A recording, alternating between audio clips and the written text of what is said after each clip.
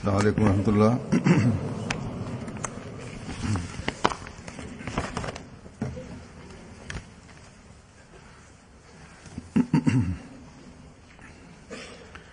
أشهد أن لا إله إلا الله وحده لا شريك له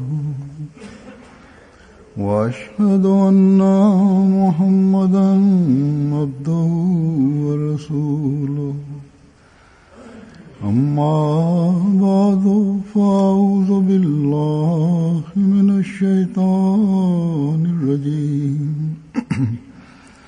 بسم الله الرحمن الرحيم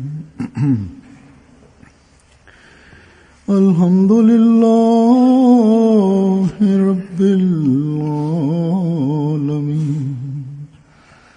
الرحمن الرحيم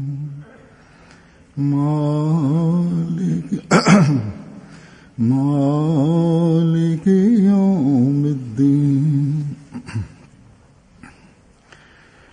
إياك نعبد وإياك نستعين اهدنا الصراط المستقيم صراط الذين أنعمت عليهم غير المغضوب عليهم ولا الضالين.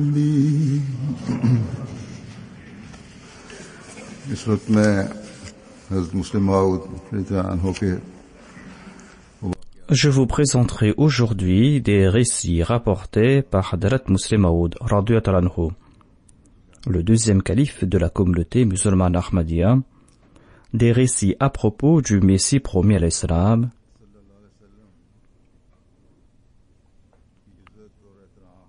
des récits qui ont trait au respect qu'éprouvait le Messie promis à l'Islam à l'égard du saint prophète Mohammed paix soit sur lui, et l'honneur qu'il avait à ses yeux et sa réaction lorsqu'on manquait du respect à l'égard du saint prophète Mohammed sallallahu alayhi wa sallam.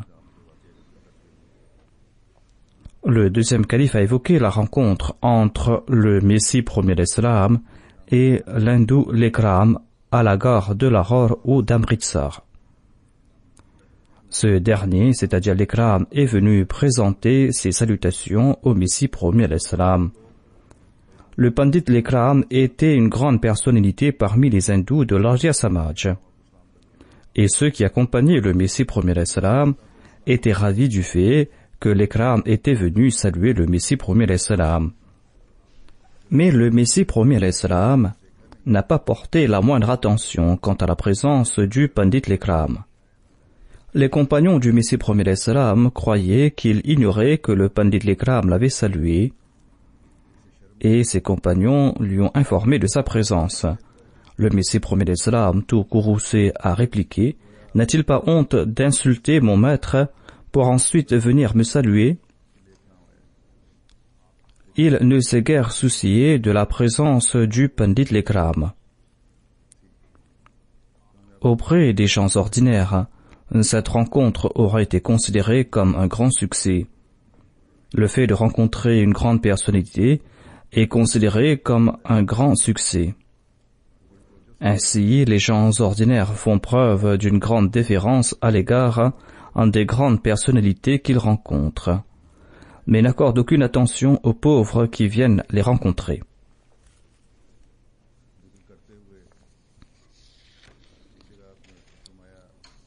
Le deuxième calife dit à propos du même incident: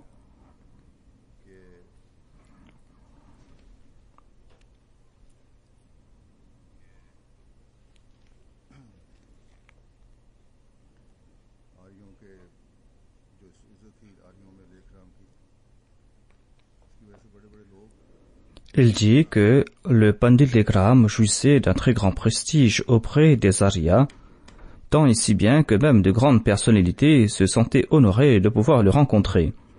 Mais voyez un tant soit peu le sens de l'honneur du Messie promis l'Islam. Le Pandit l'Ikram est venu en personne le rencontrer, mais le Messie promet l'Islam a répliqué qu'il le rencontrera quand il cessera d'insulter le saint prophète, son maître. Cet incident met en exergue le sens de l'honneur du Messie promet l'Islam à l'égard du saint prophète Mohammed paix soit lui. D'autre part, cet incident nous apprend aussi que l'on ne doit point se contenter de saluer des notables en raison de leur importance et de se croire ainsi honoré. Il faut aussi honorer les nécessiteux. La chose essentielle est de faire montre de son sens de l'honneur. Si une autre personnalité énonce des propos malvenus à l'égard de notre maître bien-aimé, le saint prophète Mohammed paix soit lui, on ne doit point accorder à ce dignitaire aucune importance, quelle que soit l'éminence de son statut. Voilà donc quelques aspects de cet incident. Le deuxième calife rapporte aussi que le Messie promet l'Islam éprouvait à l'égard de ses enfants une grande affection, une si grande affection que l'on pensait que jamais le Messie promet l'Islam ne se mettrait en colère à leur rencontre. Le deuxième calife dit que nous étions petits à l'époque et nous croyons que jamais le Messie promet l'Islam ne se mettrait en colère à notre rencontre. Il avait une si grande affection pour ses enfants que Maulvi Abdul Karim a rapporté qu'un jour le Messie promet l'Islam lui a dit qu'il avait des douleurs aux côtes.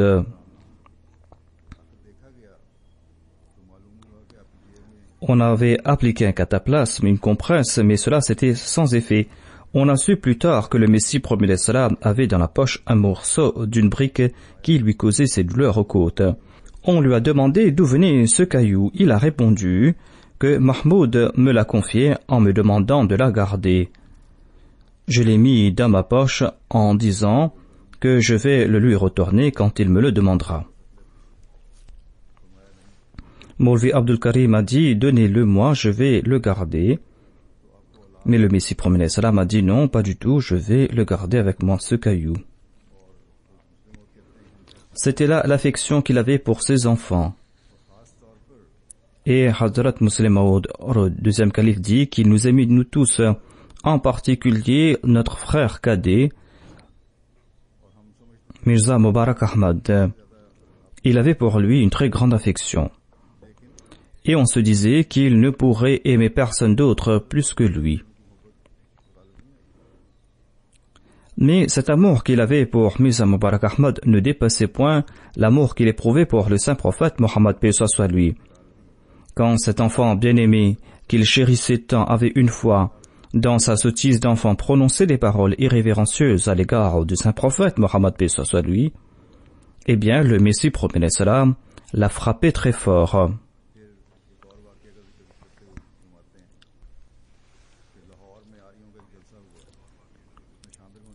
Le deuxième calife rapporte aussi que les hindous de l'Arjia Samaj avaient organisé une conférence à Lahore pour laquelle ils avaient invité le Messie promis l'Islam.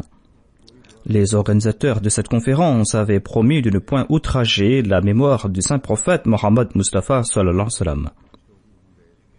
Mais au cours de la conférence, ils ont vertement insulté le saint prophète Mohammed paix soit lui. Des membres de notre Jamaat, dont Maulvi Nuruddin, était aussi présent pour cette conférence. Maulvi Nuruddin, pour qui le Messie promet l'Islam, avait un très grand respect. Quand le Messie promet l'Islam a su qu'on a insulté le saint prophète, il a demandé au Maulvi Nuruddin « Comment avez-vous pu endurer ces paroles? Pourquoi n'avez-vous pas quitté cette salle ?» Le Messie promet l'Islam était si hors de lui qu'on croyait qu'il allait être furieux contre Maulvi Nuruddin. Maulvi Nuruddin a répondu « Désolé, c'était là une erreur de ma part ». Le Messie promet l'Islam a répliqué « Est-ce là une erreur que de s'asseoir et d'écouter les insultes contre la personne du saint prophète Mohammed sallallahu alayhi wa sallam ?» Le deuxième calife a dit que j'avais accompagné Maulvi Nuruddin pour cette conférence et le Messie promet l'Islam m'a sévèrement réprimandé pour être resté assis là-bas. Aujourd'hui, d'aucuns accusent le Messie promet l'Islam de se dire supérieur au saint prophète Mohammed Mustafa sallallahu alayhi wa sallam. Na'udhu billah min dhalik, qu'Allah nous en préserve. Ceux qui accusent le Messie promis l'Islam peuvent-ils faire preuve de pareils sentiments à l'égard du saint prophète Mohammed paix soit lui? Si seulement ceux qui accusent le Messie promis l'Islam pouvaient voir de près l'amour qu'il avait pour le saint prophète Mohammed sallallahu alayhi wa sallam.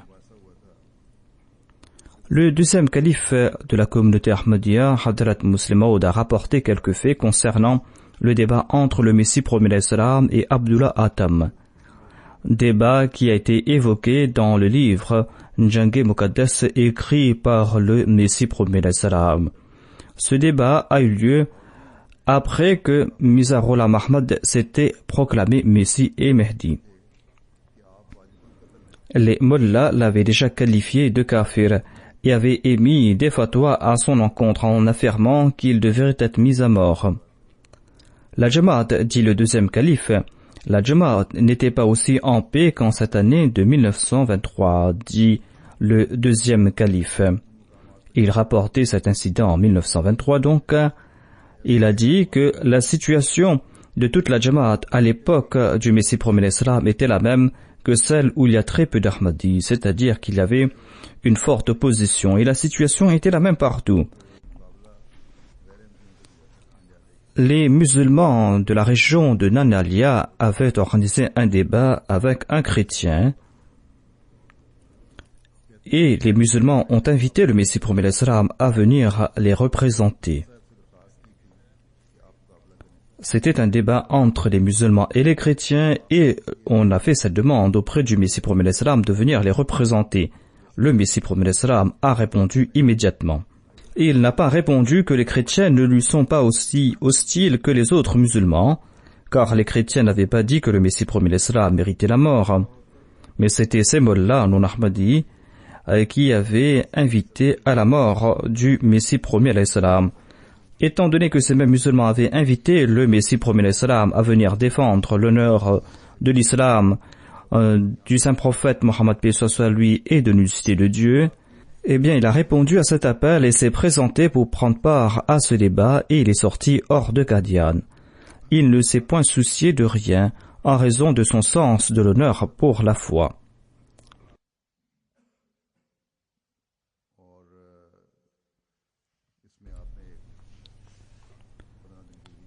En tout cas, c'était un très long débat qui a duré 15 jours. À la fin de ce débat, le Messie promis l'Islam a fait une prière, il a fixé certaines conditions et il a fait une prophétie.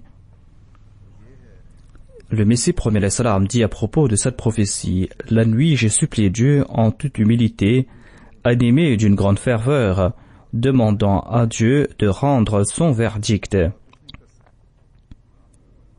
Je lui dis que je ne suis qu'un simple homme et que sans son verdict, je ne pourrai rien accomplir. Comme si Dieu m'a donné cette bonne nouvelle, que celle des deux parties qui est en train de mentir sciemment, cette partie qui a abandonné le vrai Dieu, mourra dans un délai de 15 mois, soit 1 mois pour chaque jour qu'a duré ce débat. Celui-ci sera frappé d'ignominie à condition qu'il ne retourne pas à la vérité. Quant à celui qui dit la vérité et qui accepte le vrai Dieu, eh bien, il sera honoré. » C'était le Messie promis l'Islam qui avait accepté le vrai Dieu. Les chrétiens avaient fait de Jésus leur Dieu. Et le débat tournait autour de cette question de la divinité de Jésus-Christ. Ce fut un long débat, et le monde a été témoin de son épilogue. Le deuxième calife a rapporté quelques incidents concernant ce débat.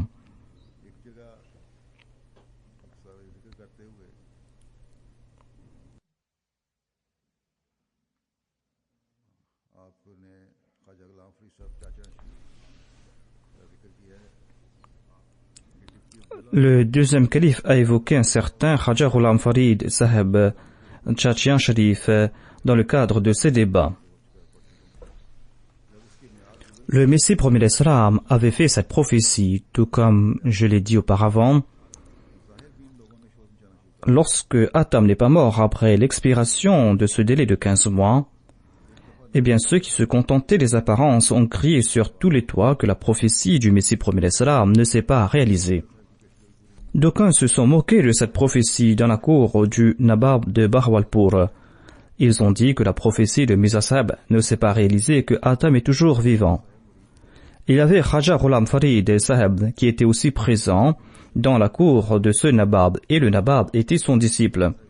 Lors de la conversation, le Nabab a lui aussi répété que la prophétie de Mirza Saheb ne s'est pas réalisée.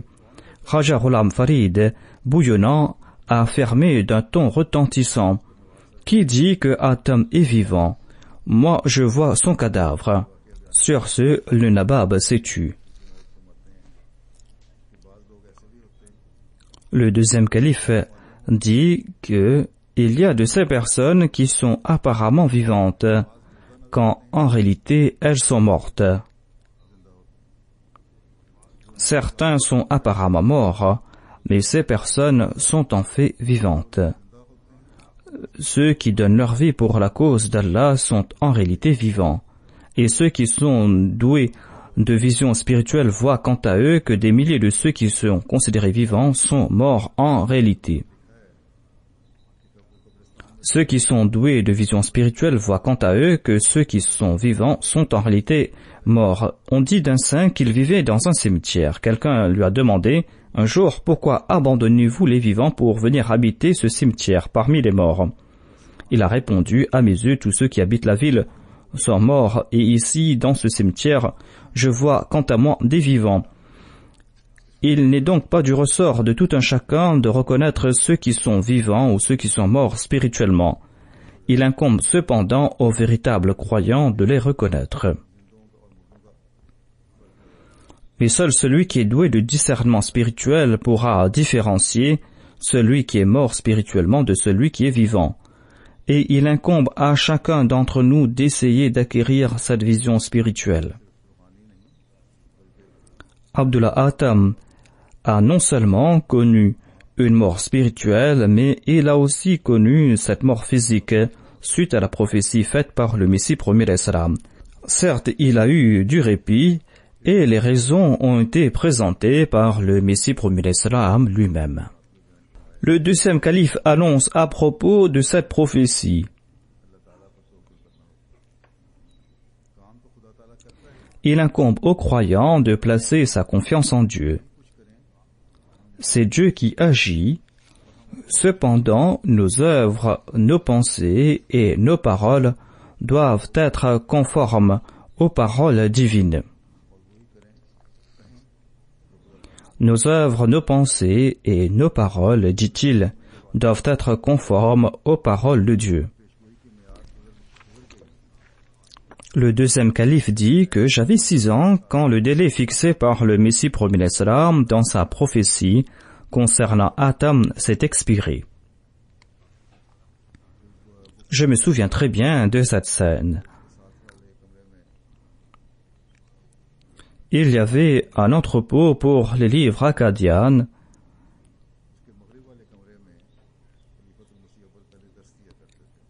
et il y avait une voiture qu'on garait à côté. Le premier calife tenait ses classes dans la chambre vers l'ouest où il l'utilisait comme cabinet pour ses consultations. Durant les derniers jours, Maulvi Qutbuddin utilisait aussi cette salle comme cabinet.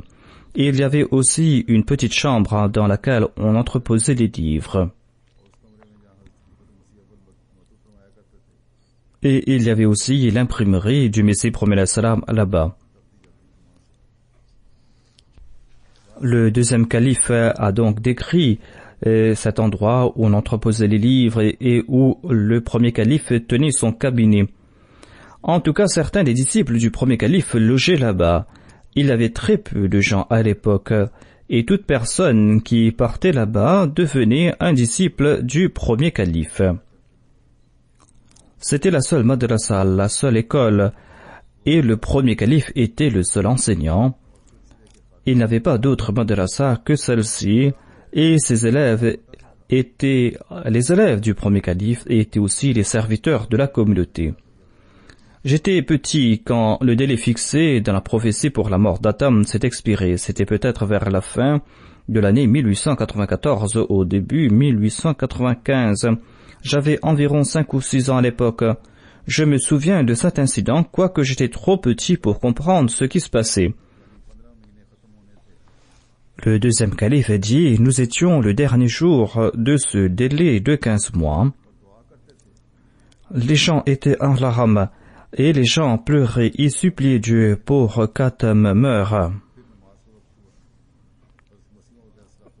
Cet incident s'est passé entre la prière d'Asr et de Maghrib. Ensuite, le Messie premier l'Islam s'est présenté à l'heure de la prière de Maghrib. Il a dirigé la prière. Il s'est assis parmi ses compagnons. Généralement, je ne m'asseyais pas dans ces réunions à l'époque parce que j'étais trop petit. Je venais de temps en temps et ce jour-là, j'étais présent. Le Messie premier l'Islam était en colère contre ceux qui, ce jour-là, imploraient Dieu les yeux en larmes. Le Messie premier l'Islam a dit, « Est-il un homme qui accorde plus d'importance que Dieu à cette prophétie ?» Quand Dieu a annoncé que cet événement aura lieu, nous devons y avoir foi et nous devons croire qu'il en sera certainement ainsi. Si nous avons eu des malentendus quant à la prophétie de Dieu, eh bien Dieu n'est point obligé de rendre un verdict qui soit en accord à notre méprise. Si nous n'avons pas compris une des prophéties de Dieu, eh bien Dieu n'est pas obligé de rendre un verdict qui soit en accord à notre méprise. Si nous avons cru en la véridicité d'une personne, l'on doit avoir foi en ses paroles. Il incombe au croyant de placer sa confiance en Dieu. La parole de Dieu va certainement s'accomplir. D'ailleurs, cette prophétie s'est réalisée dans toute sa splendeur. Certes, Abdullah Atam a eu quelque temps de répit en raison de son repentance, mais il a été attrapé en fin de compte. Le Messie premier l'Islam en fait mention dans plusieurs endroits, je vais le citer ici. Évoquant la prophétie d'Abdullah Atam, il a dit « Les membres de la Jamaat doivent se souvenir de cette question. Les membres de la Jamaat doivent se souvenir du repentir d'Atam. Dès qu'il a entendu la prophétie, il a fait sortir sa langue et a placé ses mains sur ses 2 oreilles, et il tremblait et il est devenu tout jaune. Toute une foule a été témoin de son repentir. Frappé de terreur, il est parti de ville en ville, et il a mis fin à toute son hostilité à l'égard de l'islam, et il n'a jamais rien publié contre l'islam par la suite. Quand j'ai publié une annonce dans laquelle je promettais une récompense, et je l'ai invité à venir faire un serment, il n'a pas répondu à mon invitation, et il est décédé en accord à la prophétie et en conséquence du fait qu'il avait caché le vrai témoignage. En raison du fait qu'il avait caché son témoignage, il est décédé, même s'il est décédé après ce délai de 15 mois. Si l'on présente ces faits devant les chrétiens imbus d'équité, dit le Messie premier l'Islam, ils l'approuveront bien volontiers. Il est un devoir que de se rappeler de ces faits, et il est tout aussi important de consulter les ouvrages qui ont trait à ce sujet, les ouvrages du Messie premier l'Islam. Le Messie premier l'Islam avait aussi dit ailleurs que cette prophétie était sujette à certaines conditions. Abdullah Atam était tout troublé, il est parti de ville en ville. S'il croyait en son Messie et qu'il considérait Dieu, eh bien, s'il avait placé sa confiance en lui, pourquoi était-il aussi effaré? Mais quand il a caché la vérité, tentant d'égarer ainsi toute une multitude, car cacher la vérité peut causer l'égarement de ceux qui ignorent ces faits, eh bien, suite à la promesse véridique faite par Dieu, celui-ci a quitté ce monde à l'intérieur de ce délai de 7 mois après la publication de ma dernière annonce. La mort qu'il craignait et qu'il tentait d'éviter l'a finalement attrapé. Je ne comprends pas la difficulté qui empêche les gens de comprendre cette question qui a trait à Atam. Ils refusent d'accepter ces faits en dépit de la présence de ces preuves irréfutables. Les tribunaux, quant à eux, condamnent à mort les coupables en présence de pareilles preuves irréfutables. Dans l'ouvrage Brahni Ahmadiyya, on trouve mention en des termes très clairs de prophéties à ce sujet.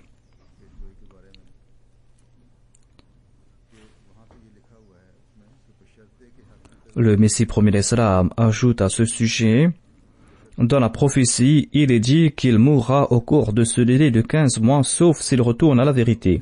Il n'a pas dit qu'il devait se convertir à l'islam pour éviter cette mort. Il avait auparavant qualifié le saint prophète Mohammed paix soit sur lui d'antéchrist, que Dieu nous en préserve. Et c'était là la raison principale de ce débat. Et quand j'ai fait cette prophétie, il s'est repenti sur le champ, en plaçant ses mains sur ses 2 oreilles, et a dit que je ne le qualifie pas d'antéchrist. Ces gens ne comprennent pas que l'on n'est pas frappé du châtiment divin ici sur terre pour la simple raison que l'on soit chrétien ou idolâtre. On ne sera pas frappé du châtiment divin ici sur terre pour la simple raison que l'on soit chrétien ou idolâtre. Pareil châtiment sera infligé au jour du jugement. Ce sont les arrogants qui goûtent à pareil châtiment ici sur terre. Si Abu Jahl et ses compères n'avaient point commis maintes méchancetés, ils n'auraient pas été frappés de ces châtiments ici-bas. L'on ne sera point frappé d'une punition pour la seule raison que l'on a été fidèle à une fausse religion, ni ne peut-on faire des prophéties à ce propos. Les prophéties sont faites à l'égard de ceux qui sont arrogants à outrance. Même si l'on est idolâtre ou polythéiste, l'on ne sera point frappé de châtiment tant que l'on n'est pas coupable de méchanceté. Si l'on devrait être châtié ici sur terre pour ses croyances, à quoi servirait le jour du jugement?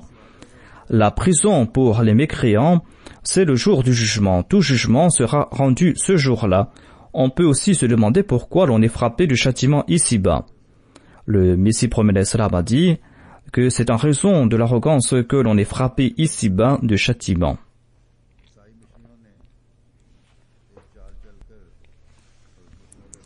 Lors de ce débat, les missionnaires chrétiens ont ourdi un complot dans le but d'humilier le Messie promet l'Islam devant les autres.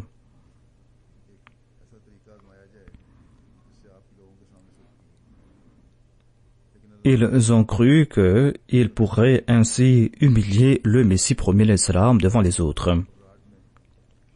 Mais Allah a retourné leur complot contre eux. La frayeur sur leur visage était telle qu'elle méritait d'être vue selon ceux qui étaient présents là-bas. Ceux qui étaient présents là-bas ont dit que cette frayeur méritait d'être vue. Et le deuxième calife de la communauté a cité Maulvi Nuruddin, le premier calife. Le deuxième calife disait que moi j'étais enfant à l'époque, et le premier calife a dit que nous avons vu une scène qui nous a abasourdis lors de ce débat. Les chrétiens étaient exaspérés, et quand ils ont vu qu'aucune de leurs machinations n'aboutissait, ils ont pris quelques musulmans avec eux afin de ridiculiser le Messie promis l'Islam. Ils ont pris des aveugles, des sourds, des estropiés et des boiteux et les ont placés dans un coin avant le débat. Quand le Messie promis l'Islam s'est présenté, ils ont mis devant lui ces infirmes, ces aveugles, ces sourds, ces manchots, ces boiteux, et ils ont dit que l'on ne pourra pas résoudre ces différends par de simples débats. D'ailleurs, on a assez parlé. Les chrétiens ont dit au Messie promis l'Islam: vous proclamez être le deuxième avènement du Messie. Jésus le Messie guérissait les aveugles, les sourds, les estropiés et les boiteux. Afin de vous éviter tout embêtement, nous avons réuni pour vous ces aveugles, ces sourds, ces infirmes et ces boiteux. Si vous êtes réellement le deuxième avènement du Messie, eh bien guérissez ces infirmes. Le premier calife radhiyallahu anhu a dit: nous étions fort anxieux en voyant cette scène. Nous étions fort troublés. Nous nous sommes dit qu'aujourd'hui, ils ont trouvé l'occasion de nous ridiculiser. Mais quand nous avons regardé le Messie promis l'Islam, nous avons constaté qu'il était complètement impassible. Il n'avait aucune peur sur son visage. Le Messie promet l'Islam a répliqué. Lorsque le chrétien a terminé, il a dit « Mon cher prêtre, selon les enseignements de l'Islam, ce Messie dont je dis être le deuxième avènement ne guérit pas pareil aveugle, pareil sourd, pareil infirme et pareil boiteux. C'est là votre croyance à vous, les chrétiens, que le Messie guérit les aveugles, les sourds, les infirmes et les boiteux physiques.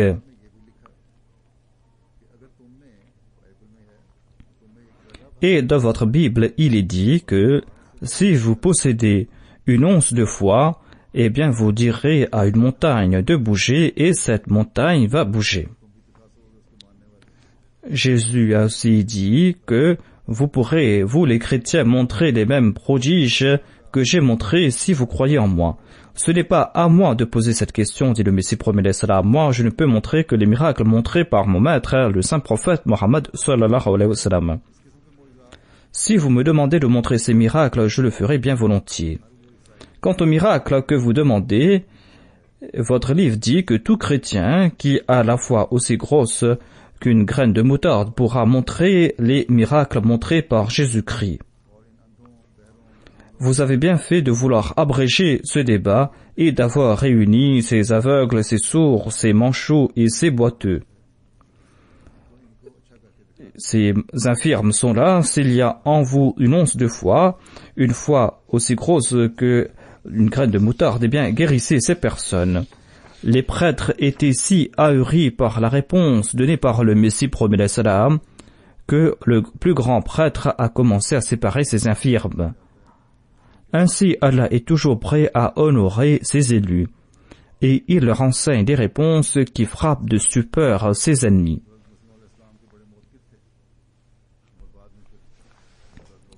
Il y avait aussi un disciple dévoué du Messie promet l'Islam qui par la suite a répudié le Messie promet l'Islam.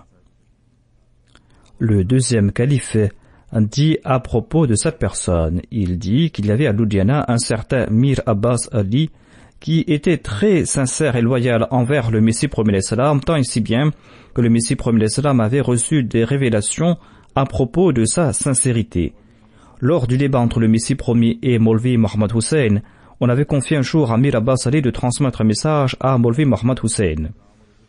Maulvi Mohammed Hussein et d'autres mollahs ont fait preuve d'une grande déférence à l'égard de Mir Abbas Ali en lui baisant la main, et l'on dit à Mir Abbas Ali, vous appartenez à la famille du saint prophète, nous sommes prêts à vous prêter allégeance, mais pourquoi suivre donc ce mongol, c'est-à-dire le Messie promis? Si un prophète devait venir, il serait envoyé dans la lignée du saint prophète. Ensuite, ils ont commencé à parler à propos du soufisme dans laquelle Mir Abbas Ali portait grand intérêt. Ils ont raconté des histoires en ajoutant que les soufis montrent tel ou tel miracle, tel ou tel prodige, et ils ont présenté d'autres récits. Si Mirza Saheb est de quelque importance, qu'il montre aussi pareil prodige, et nous l'accepterons ce jour même. Par exemple, qu'il attrape à main nue un serpent ou qu'il montre un autre prodige. Ces propos ont eu un tel effet sur Mir Abbas Ali qu'il est retourné voir le Messie promet l'Islam et lui a dit « Si vous montrez quelque miracle, eh bien tous les mollahs vont vous accepter. » Le Messie promet l'Islam a dit que lorsque Mir Abbas Ali a prononcé le mot miracle, j'ai compris que les mollahs ont réussi à le prendre dans leur filet. Le Messie promet l'Islam a tenté en vain de le ramener à la raison, mais il ne voulait rien comprendre. Il a perdu toutefois dans le Messie promet l'Islam toute sa conviction dans le Messie promet l'Islam et sa sincérité n'était plus.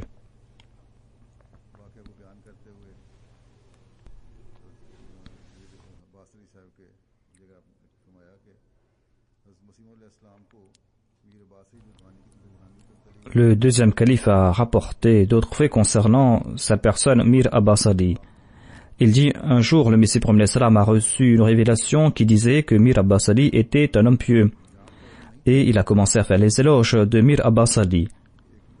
Mais étant donné que le Messie promet l'Islam n'avait aucune connaissance quant à la fin qu'il allait connaître, il ignorait le fait qu'un jour il serait un apostat.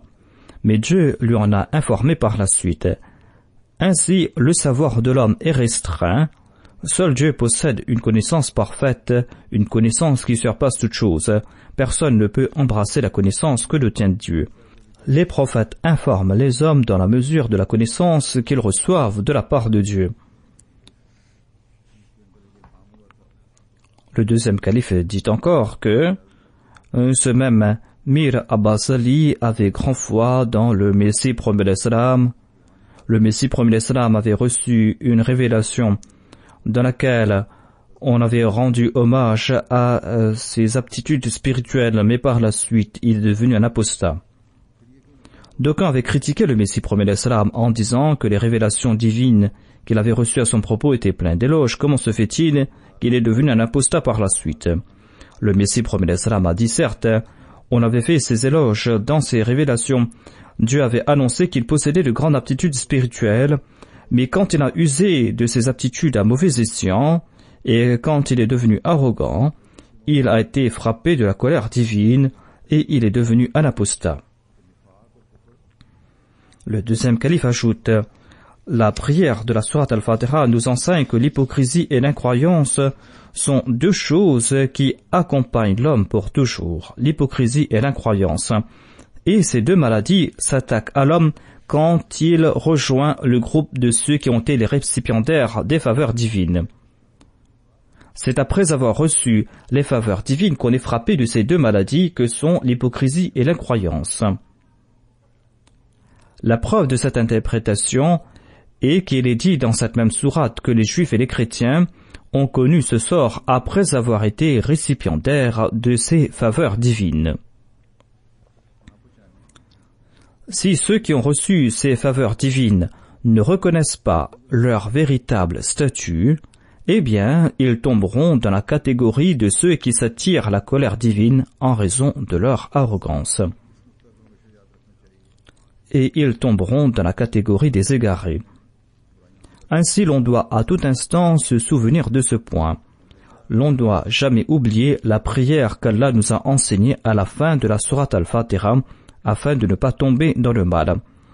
Nous devons toujours nous souvenir de cette prière pour qu'Allah nous maintienne toujours dans le groupe de ceux qui sont toujours récipiendaires de ses faveurs, et pour que l'on ne soit pas victime des effets néfastes.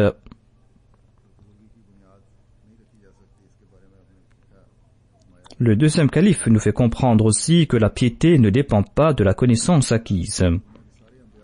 Il a dit que tous les prophètes seraient des imposteurs, si toute excellence et piété dépendaient du savoir, car les érudits seront là pour les contrer.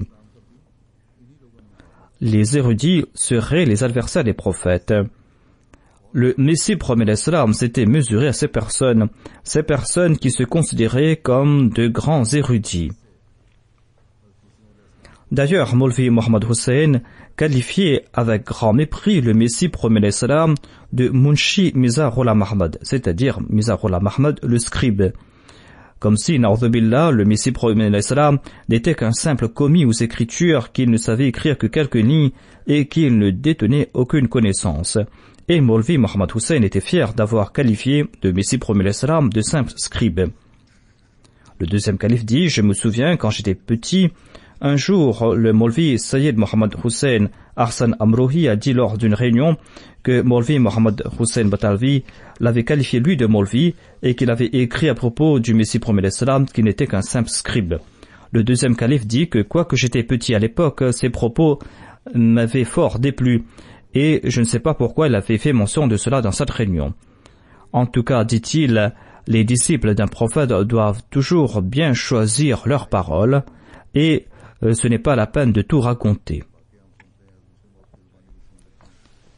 Le deuxième calife nous rapporte un incident de la vie du Messie promis à l'Islam qui concerne la véridicité du Messie promis à l'Islam. Le Messie promis à l'Islam avait placé une lettre dans un colis et c'était là une infraction selon les règles postales. Mais le Messie promis à l'Islam ignorait cette loi. La poste a porté plainte contre le Messie promis l'Islam et un juge a été nommé spécialement pour faire condamner le Messie promis. Les plaignants ont dit qu'il devrait être condamné afin de servir d'exemple. L'avocat du Messie premier salam lui a dit qu'il pouvait facilement l'innocenter. On n'avait pas ouvert le colis devant des témoins. Il n'avait qu'à dire qu'il avait envoyé la lettre séparément du colis et qu'il pouvait dire que c'était en raison de l'hostilité à son encontre qu'on avait dit le contraire. Le Messie premier a dit que je ne vais point mentir. L'avocat a insisté, mais le Messie premier salam a insisté qu'il ne va jamais mentir. Quand le juge lui a demandé lors de l'audience s'il avait placé la lettre dans le colis, il a répondu à l'affirmatif, en ajoutant qu'il ignorait que c'était là une infraction selon les règles postales. La défense a fait longue plaidoirie en insistant qu'on devrait certainement punir le Messie premier salam, afin que cela serve d'exemple. Le Messie premier salam a dit, étant donné que la plaidoirie était en langue anglaise, je n'ai rien compris. Mais quand le juge répétait no, no ou non, non, je comprenais ce qu'il voulait dire. À la fin du réquisitoire, le juge a dit innocent, en ajoutant que, étant donné qu'il a dit la vérité, je n'ai pas d'autre recours que de l'innocenter. C'est un récit que nous avons entendu à maintes reprises. J'en ai fait mention moi-même à plusieurs reprises. Mais nous nous contentons d'en tirer plaisir.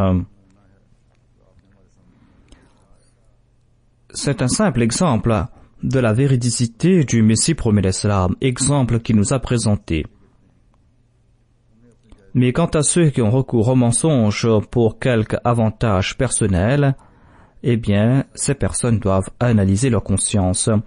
D'aucuns mentent ici et ont recours à des subterfuges pour avoir des aides de l'État, pour avoir le droit d'asile ou pour profiter des compagnies d'assurance. Ceux parmi les Ahmadis qui agissent ainsi doivent réfléchir. Ils ont recours à des pratiques malhonnêtes pour avoir quelque avantage pécuniaire, et cela ne sied pas aux Ahmadis. Est-il permis de pratiquer la magie ou des incantations? Nombre de personnes y ont recours. Le deuxième calife a dit que le Messie premier salam disait souvent de Hadrat Abu Huraira qu'il n'était pas aussi réfléchi que les autres compagnons du saint prophète Muhammad sallallahu alayhi wa sallam. C'est-à-dire, il réfléchissait très peu. Les mollahs ont fait grand bruit à ce sujet, mais c'était là une vérité. Tous les hadiths que les chrétiens citent en leur faveur sont rapportés par Abu Huraira radhiyallahu anhu. Ils peuvent citer ces hadiths pour la simple raison que celui-ci, Abu Huraira, ne prenait pas en considération le contexte et il rapportait des bribes de conversation sans avoir compris toute la teneur de la conversation. Les autres compagnons du saint prophète, quant à eux, plaçaient toute parole dans leur contexte. Le deuxième calife a dit « On est en train de publier des récits concernant le Messie premier salam, des récits qui sont rapportés de la part de personnes qui ne sont pas douées de discernement, qui ne réfléchissent pas. Et certains de ces récits sont utilisés par les autres pour nous critiquer. Dans un récit, il est dit par exemple que le dernier jour du délai fixé pour Adam, le Messie premier salam aurait dit que l'on doit prendre tel nombre de pois chiches et de réciter telle sourate tel nombre de fois comme incantation et de lui présenter ces pois chiches. Le Messie premier salam aurait pris ces pois chiches, il serait sorti hors de Qadian et il les aurait jetés dans un puits non utilisé pour retourner rapidement vers Qadian. Le deuxième calife dit que quand on m'a fait part des critiques à cet effet, j'ai demandé à ceux qui ont consigné ce récit le pourquoi de leurs actions. Parce que ce récit contredisait clairement la manière de faire du Messie premier salam. Cela voulait dire que le Messie premier salam, na'udhu-billah, s'adonnait à de la magie. Quand on a mené une enquête à cet effet, on a compris qu'il y avait une personne qui avait vu toute cette scène dans un rêve. Quand on a fait part de ce rêve au Messie premier salam, il a dit qu'il fallait réaliser ce rêve dans la pratique. Faire une action dans le but de réaliser un rêve est différent que de faire cette action en toute connaissance de cause. L'on doit dans certains cas réaliser un rêve afin de se prémunir des effets néfastes de ces actions si Allah le désire. Ceux qui sont versés dans l'art d'interpréter les rêves disent que si l'on réalise un rêve funeste, l'on pourra ainsi de se protéger de cette action. Auprès d'Allah, le fait d'avoir réalisé dans la pratique ce rêve suffit amplement. L'on en trouve des exemples dans les hadiths. Le saint prophète Mohammed paix soit sur lui avait vu que Suraka bin Malik portait les bracelets d'or de Khosrès, le roi de Perse. Ce rêve, cette vision était une indication que les musulmans allaient conquérir la Perse. C'est là une interprétation que nous présentons.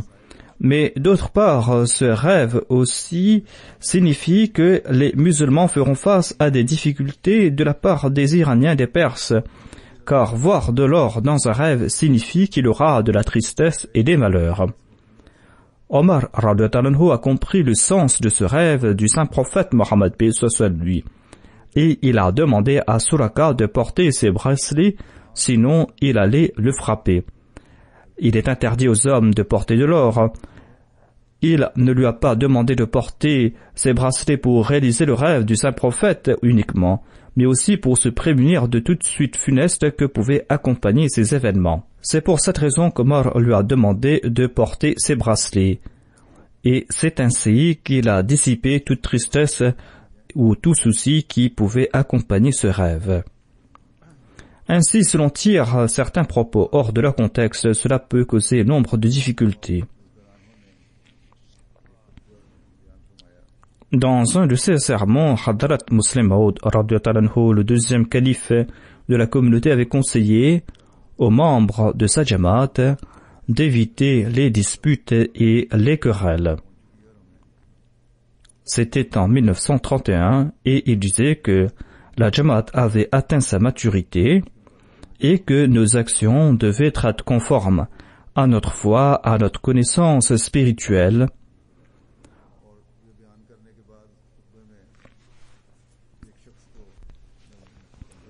Et dans son sermon, il a aussi évoqué les raisons pour lesquelles on avait expulsé un tel de la communauté.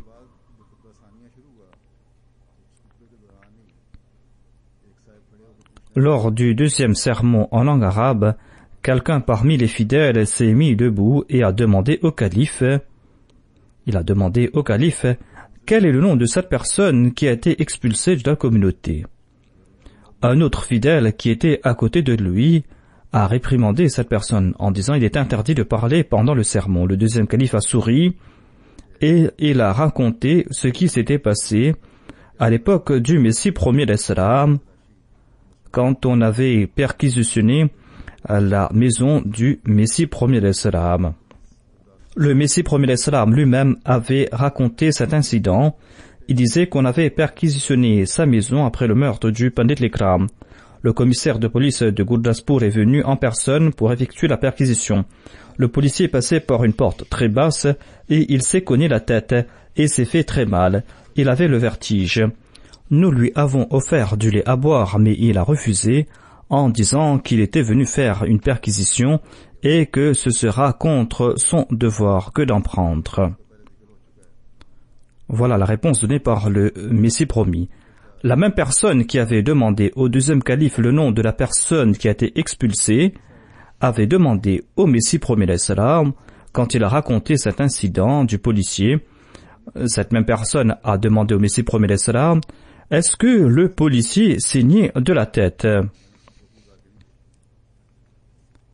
Le Messie promis d'Islam en a ri et a répondu, je ne lui ai pas enlevé son chapeau pour voir ce qu'il en était.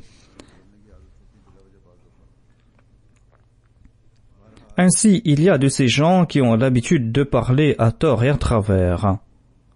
En tout cas, il est interdit de parler au cours du sermon. Celui qui avait réprimandé le premier est aussi fautif. Il aurait pu le signaler de se taire ou le consigner après le sermon. Le deuxième calife a raconté une autre blague par la suite. Il a dit qu'il y avait une personne qui est entrée dans la mosquée au cours de la prière en congrégation. Il a salué toute l'assistance à voix haute. Un des fidèles qui priait a répondu à haute voix en disant « Wa alaykum salam ».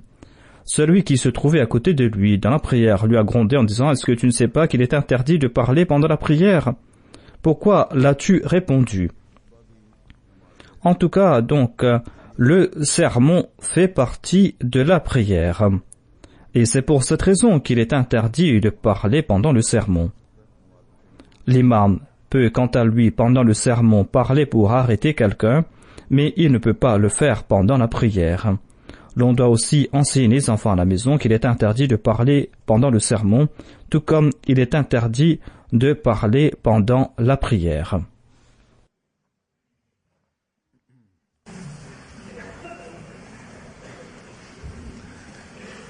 Alhamdulillah, nahmaduhu wa nasta'inuhu wa nastaghfiruhu wa nu'minu bihi wa natawakkalu alayhi wa na'udhu billahi min shururi anfusina wa min sayyiati a'malina. من يهده الله فلا مضل له ومن يضلل فلا هادي له ونشهد أن لا إله إلا الله ونشهد أن محمدا عبده ورسوله. عباد الله رحمكم الله إن الله يأمر بالعدل والإحسان وإيتاء ذي القربى وينهى عن الفحشاء والمنكر والبغي يعظكم لعلكم تذكرون. اذكروا الله يذكركم وادعوه يستجب لكم ولذكر الله أكبر.